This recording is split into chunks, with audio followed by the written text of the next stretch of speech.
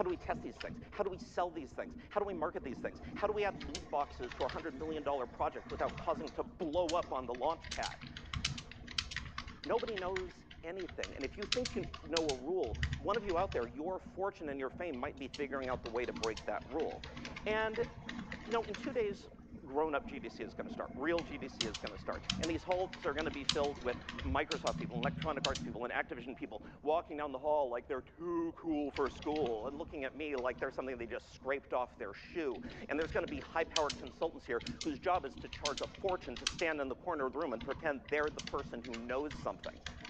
Don't be fooled. Nobody knows anything, and this is your art form just as much as theirs. Sue.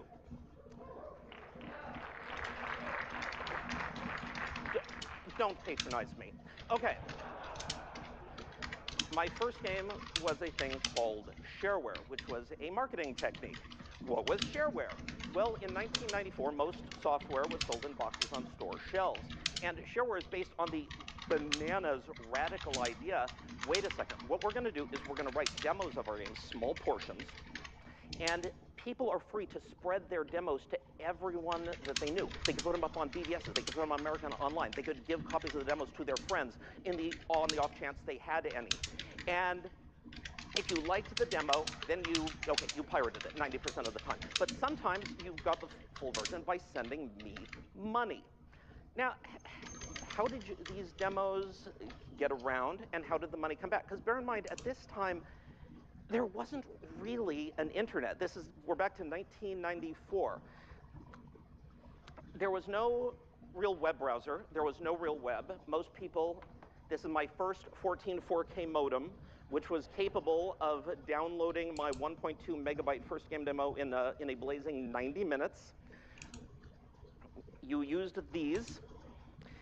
How was your game distributed?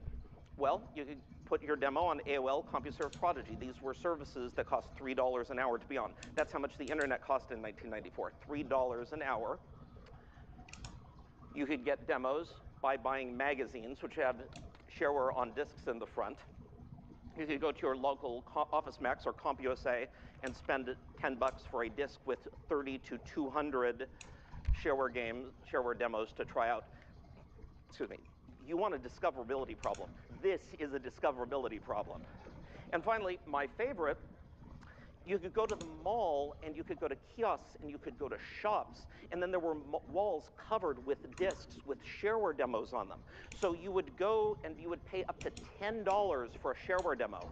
You would take it home, you'd put it on your computer, and if you liked it, you would call me on the phone and say, hey, I got your demo, I want the full game. And I'd say, hey, the full game is $25. And then you would say, you freaking con artist, I paid $10 for this disc, and then proceed to yell at me for upwards of 5 hours. So as you liked the game, you wanted to send money back. You mailed me a check using a stamp. You would get a postal money order from the post office. You would mail me cash. One Viking mailed me $25 in change. The envelope went like this, ching, ching, ching, ching. And finally, if you could get a credit card, a bank to trust you, your small business could gain the ability to accept credit cards, which almost never happened. Put a pin in that. I'll get back to that later. So it's 1994. I'm in grad school, and I hate it. My wife at the time has already quit grad school and gotten a real job, and we decide to live the dream and actually own a computer. I will, as an aside at this point, I have been very lucky in my life in the opportunities I've been given and the background that I have that just enabled me to learn to program when I was a child. I want to make it very clear that that fact has not escaped me. Now, here's your standard old person statistics for our first computer, which cost about $3,700 of today dollars, adjusted for inflation. It came with 8 megabytes of RAM, which could be upgraded to a lofty and princely 16 megabytes for only $680 of today dollars. I bought Code Warrior to write programs because I liked doing that. And if you wanted to learn to program at the time, there was no internet, so there were no discussion groups. So you just went to the local bookstore, you bought books, and you stared at them until little pinpricks of blood started appearing on your forehead. Got a computer. I want to play a role-playing game because that's totally my bag, but I couldn't find any. So I figure, what the hell? There's no role-playing games. I might as well write one. And if there had been good role-playing games at the time, I probably never would have written one. But I just happened to get another lucky break. You're going to see this chart again. I got into a trough in the business cycle What this chart says is that industries have a tendency to go through boom times and bust times. It is a very important concept to understand. I'll get back to it when I talk about today. I hate grad school. I can live my lifelong dream. I'm going to sit down and I'm going to write a full-length fantasy role-playing game, and what the hell, release it to try to get some pizza money. So now I got to sit in a room and stare at the wall. What the heck am I going to do? I'm going to live my dream, but what am I going to write? How am I going to write it? So it doesn't take me long. I come up with the idea. I loved these games as a kid. So what I'm going to do is I'm going to go to every single game I liked as a kid and steal the single best idea from every one. And I'm going to, in my craftsman way, amalgamate them into what I hope is a cohesive and satisfying whole.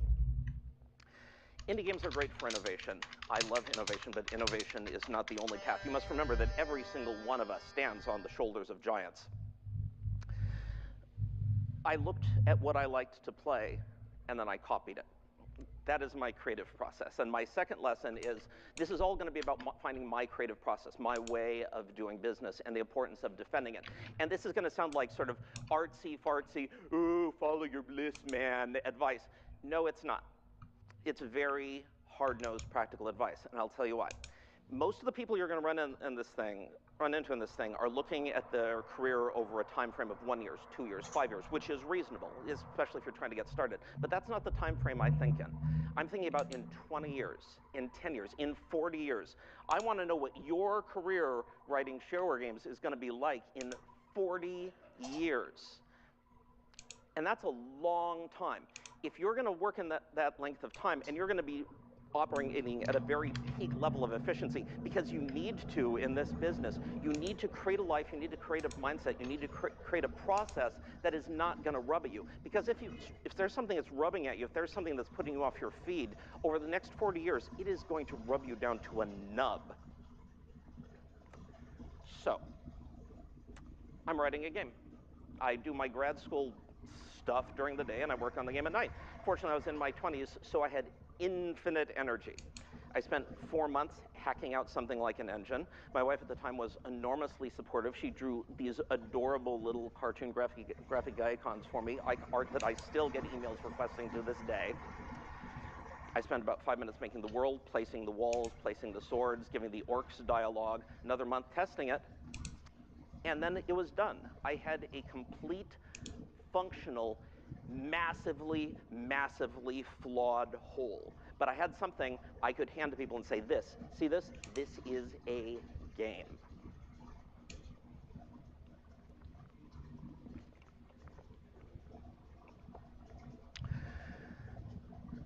It was massively flawed. It embarrassed me deeply. But then again, every product I ever write embarrasses me deeply. But this is one of my guiding phrases when working this business. In the end, you know, you struggle to ship the game, but at some point you got to push the button. At some point you got to kick the thing out the door. If I double the amount of time working on a game seeking perfection, I need to double the amount of sales that I get from that game to justify it. Doubling your sales is hard. Time is valuable. I am always striving to be the only thing better than good, which is good enough. I get another lucky break. I'm on Usenet, which is the only discussion forum on the internet. At this time, the internet was small enough that only one insane, anarchic discussion board covers the whole thing. The Fantasoft had a hit game called Realms, and they wanted to get in publishing, so they offered me a really good deal in order to take my orders for me and give me sort of a basis of a couple thousand people to tell about my game. They were enormously helpful to me. I probably would not have a business if it wasn't for their help. Third lesson, I strongly recommend whenever possible that you be lucky. I tend to get in a lot of trouble when I say this. There are a lot of people who, just to get through the day, they really need to believe that they live in a deterministic world that contains some measure of justice. But that is not the case, especially when you're trying to live in art. Eventually you're going to need a lucky break. Eventually you're going to need someone to vouch for you. And all you can do until that time is work your butt off so that when your lucky break comes, you are fully ready to jump on it and take advantage of it.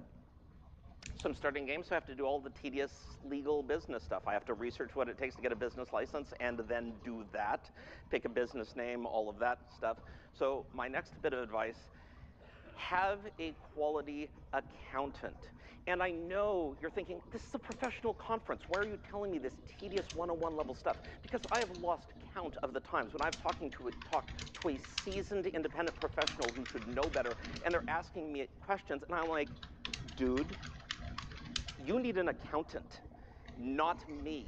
Because once you get in the point where you need to pay taxes, where you need to do payroll, the mistakes are many and they are high impact. If you screw up your payroll withholding, all that is going to earn you is a tiny little sympathetic shake of the head from your auditor before he destroys you. I'm selling a game, so I need to pick a price, which is as difficult back then as it is now. Fortunately, at the time, all successful shareware games were $25, so I picked that. That is, in today dollars, $41. Now imagine that. Imagine actually being able to look people straight in the eyes and charge them $41 for a game. But the tragic truth of it is that we are making a bespoke artisanal product for a niche market, and we should be able to charge this. It is only the overcrowding that keeps us from able to charge what we're worth. But that's the tragedy of the business. Shareware, so I have to make a demo. And another tragedy of my business is that I always make my demos too big, 10 hours, 20 hours. I released a game with like a 30-hour demo. I shudder to think of the amount of money that insanity cost me over the years. But I've always been weirdly proud of it too. One thing that helped me sleep at night is that pretty much everyone who got my game, one, tried it and found it worked on their computer, two, played it enough to know they enjoy it. And since we're indie developers and we like to act like we subscribe to a higher ethical standard, one of my mottos has always been, look, if you don't like my game, I don't want your money. I'm going to be the only person you're going to run into in this thing who think the main problem with the Steam's refund policies is that they're not generous enough. I've had a 1-year no questions asked refund policy forever, and I've never had problems with it because by and large, the people who pay money for games are pretty honest. It's done, and I'm out of excuses. It's time for me to press the button to upload the demo to America Online and change my life forever. And I'm terrified. I'm completely terrified. And I'm only able to do it by making what I call a progressive screwdriver. And here is how you make that. A screwdriver is an alcoholic beverage. It is orange juice with vodka added. And what I did is I made a screwdriver, drank it down, and then just added more vodka. When I pressed the upload for my first game, I was wasted.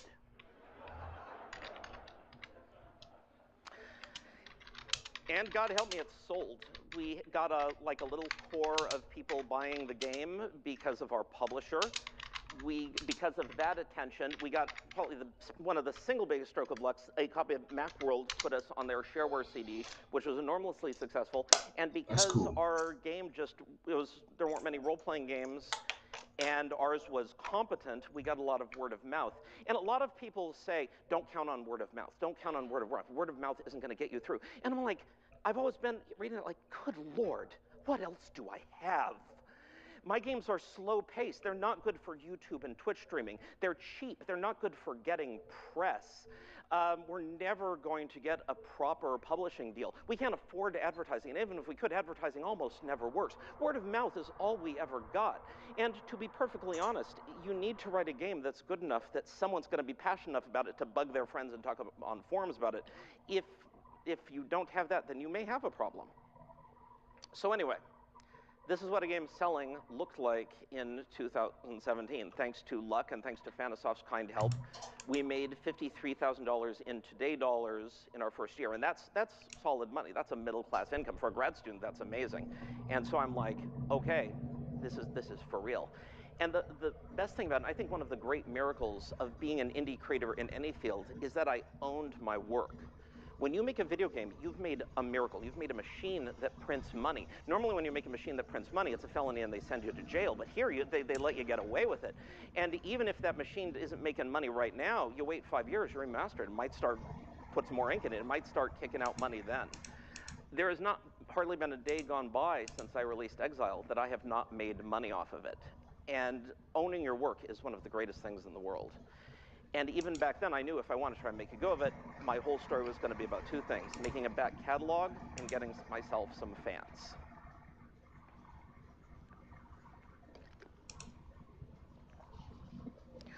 So at this point, my grad school performance is pretty much non-existent. So I take a master's and I get the heck out. I port Exile to Windows, writing games on Windows 3.1. The less said about that, the better.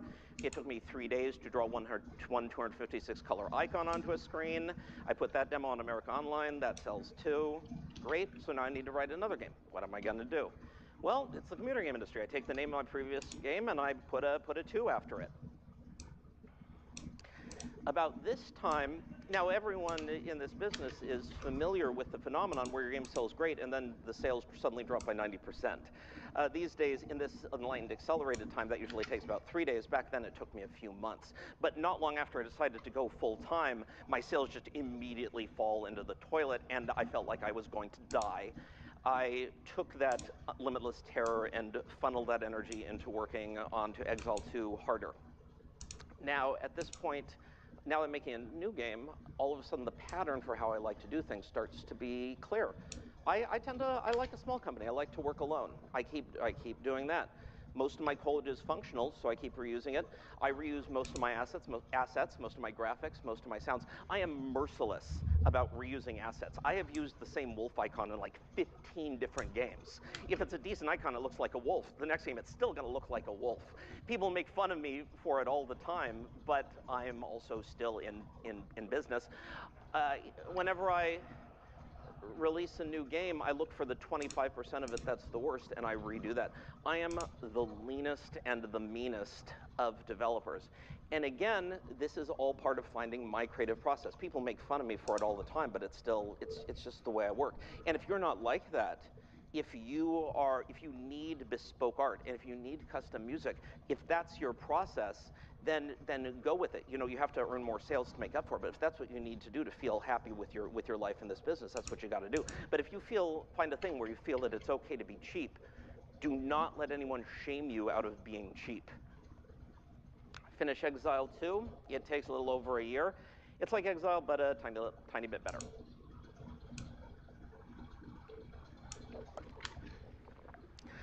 So it's still selling.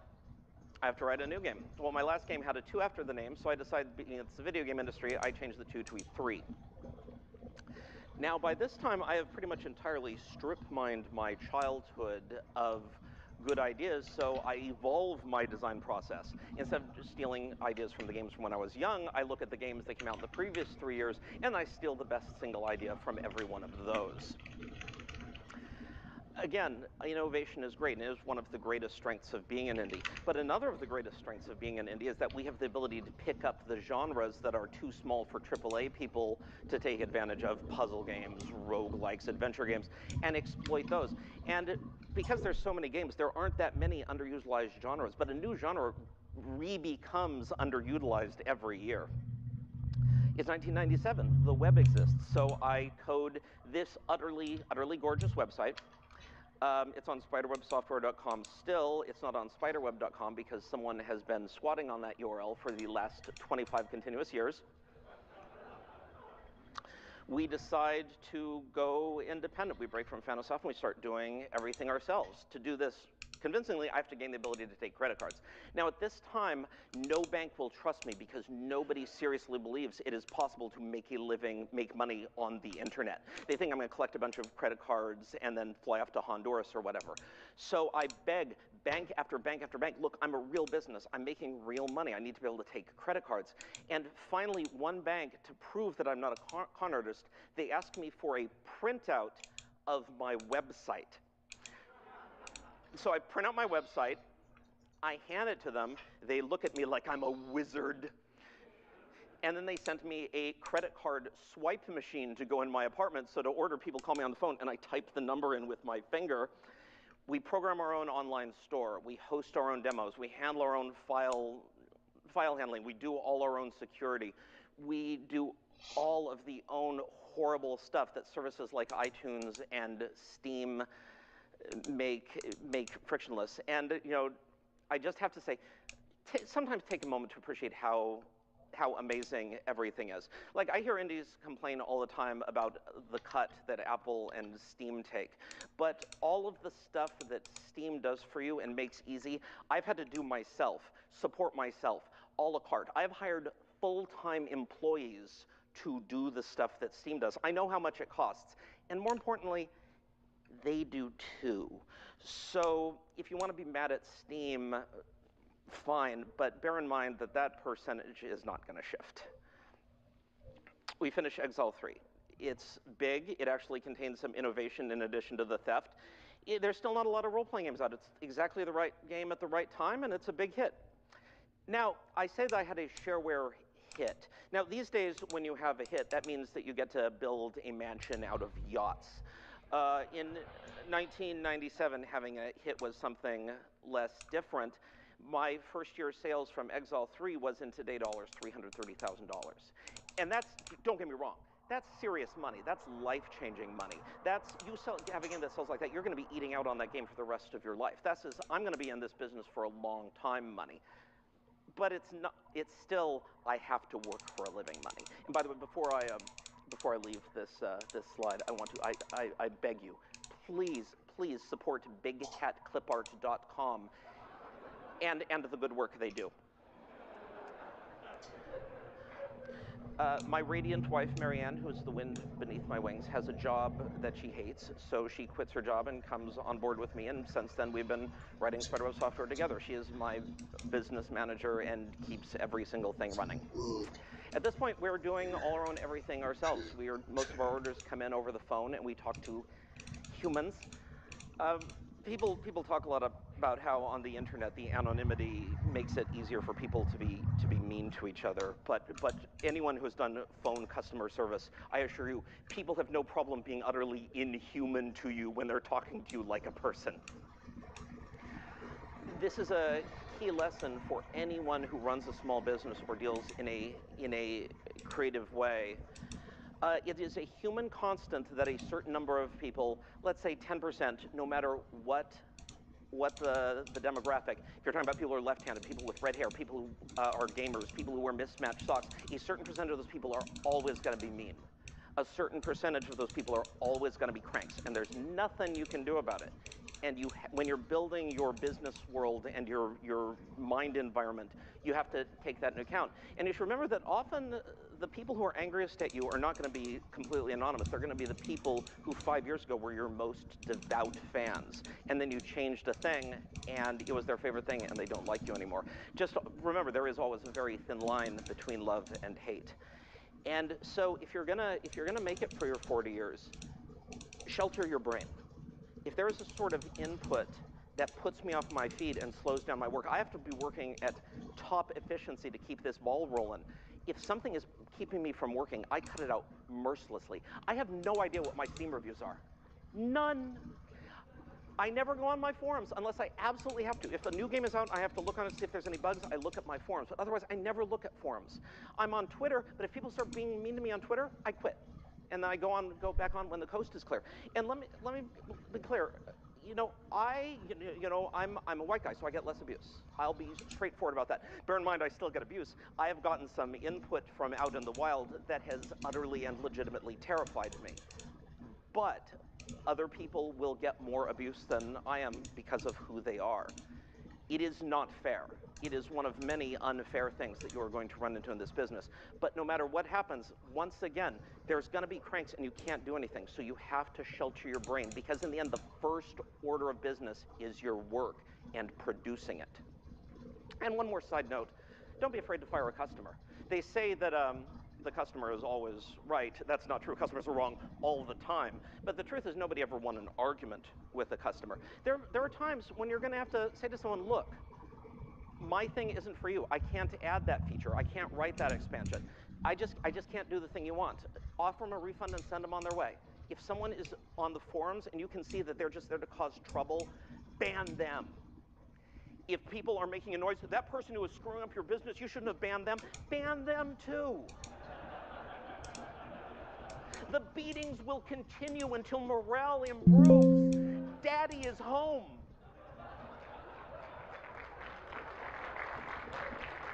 If you're on your forums and someone is just there to make trouble, you can tell, and some of them are good about it. They'll just push right up the line and push back. Push right up the line and push back. People who are nice and who support you will understand. About this time, I also start, trying to help other shareware people do what I do. I create this website, which is still up, is hilariously out of date. It's like 20 years old. But I've always written talks, given talks, written articles, done everything I could to help shareware developers because I believe in it. I really do. So in a very short period of time, we go from not believing it is possible to make money on the internet to believing you can only make money on the internet. And even at the time, it was fully obvious that this was ridiculous.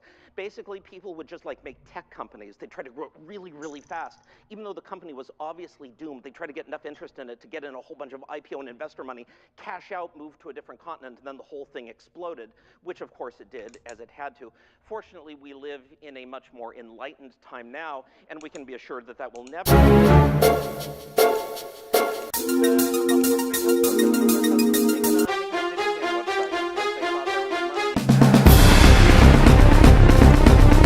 sent out shareware CDs. We got on a lot of them.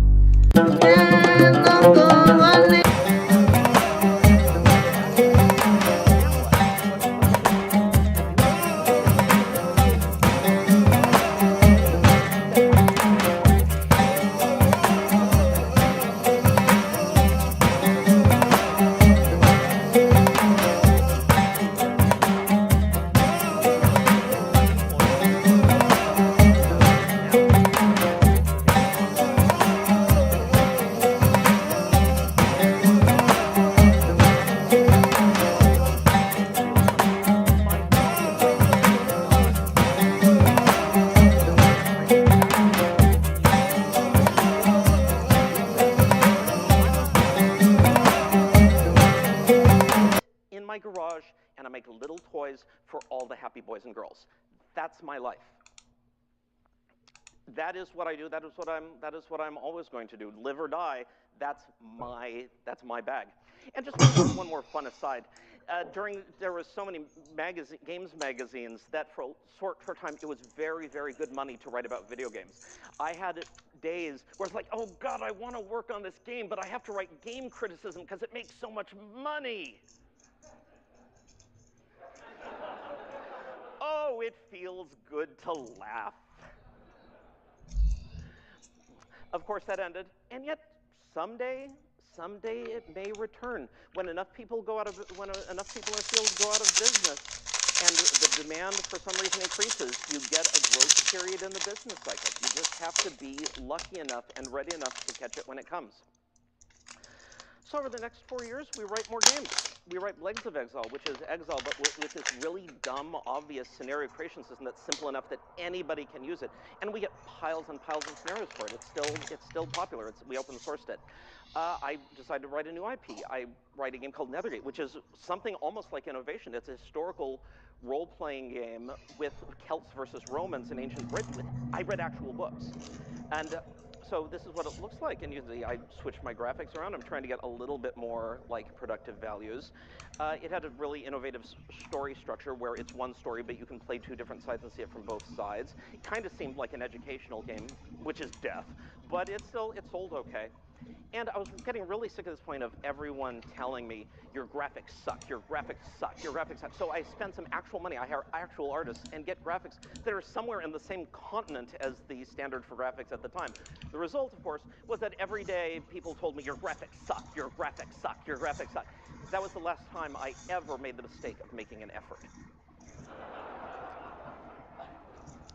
It's really important to note in indie games that pretty much every game is going to be someone's favorite game. Your goal is to make a game that is enough people's favorite game to keep you in food and shelter. And this is why you should always be very scared of someone asking for more curation on a platform. Because one person or one panel of people can never, ever predict in the end what the market is going to like. The only thing that can decide what the market will like is the market. We'd been in this for a few years. Our games were selling consistently. We had a real fan base. We had role-playing games are an evergreen niche, and we served it well. Everything seemed to be just cruising along fine. So that's when we almost went out of business. Suspense. Our next series was the Geneforge series, which I'm enormously proud of and is next in line for a really nice remastering. It's an actually, the GeneForge games were actually innovative.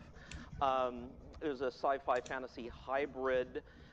There's no bad guys in GeneForge. There's just factions that you choose between. The gameplay is very open-ended. You can play an entirely pacifist character, get through the whole thing with trickery, and never do a fight. At this point, the Exile games are embarrassingly old, so we start remastering them as Avernum games. And once again, those sell great. We hum along for another 6 years. We do 2 GeneForge games, we do 2 remasters, we have fans. Every year in November, we do a sale.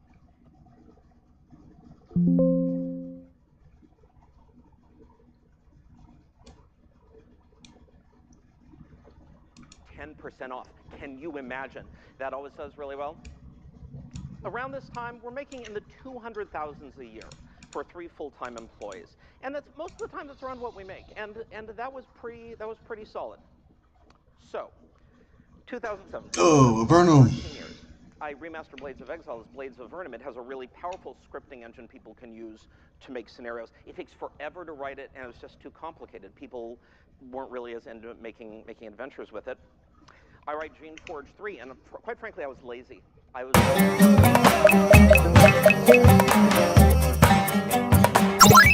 just didn't do that well.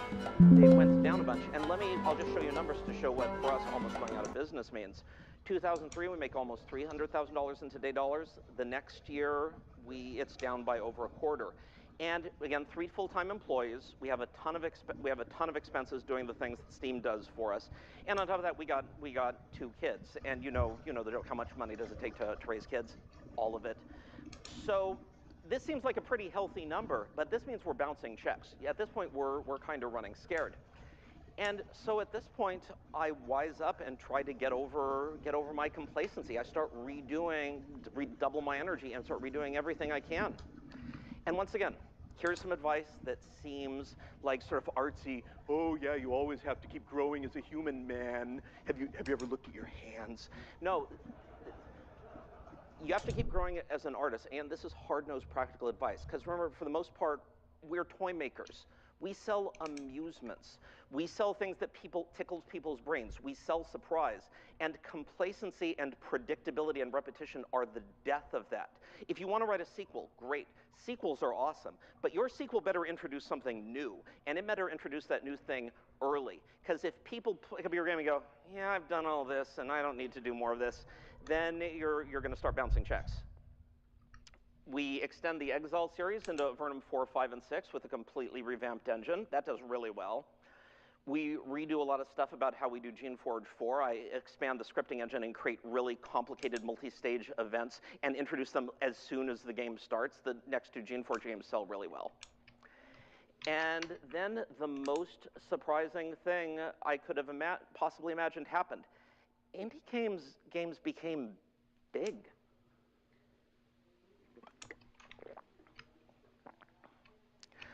Indie bubble is not really the correct term. It was not really a true speculative bubble. It was more, I should call it the indie glut. But I'm not going to go much into the factors that caused it. It's been much discussed. I will only add one factor about why indie games got big that I don't think gets enough attention. Indie games are successful because people like us. We're the little guy. We're the scrappy tinkerers in our garages fighting against the big monolithic corporations. This is an enormously powerful and moving archetype. Whole teen movies are made about this. And it is important to remember that we are likable, and it's important to concentrate on staying likable, because that likability is one of our greatest assets. If you're likable, that is what will make people stick with you through rough times, and that's what people will make people go to your Kickstarter and spend $1,000 for a $15 game. Steam's big, indie games are big. I write a whole new game engine and a whole new game, which looks a little bit prettier, called Avedon. And between having a nice-looking new game and back catalog, we're able to make a lot of money.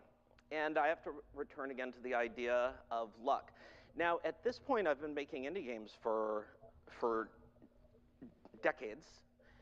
And I was sort of humming along, but all of a sudden, indie games became big. I was expecting it. There was a huge demand for product, and hey, I was sitting on years and years and years of back catalog. And as a result of that, I was able to get more deals and make more money than I, in any remote way, deserved.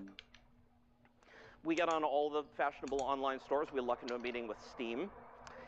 And I'm sure a lot of people ask, Jeff Vogel, why did he get that detail? Why is he in that place? Well, one of the things is I always try to be the most frictionless person to work with.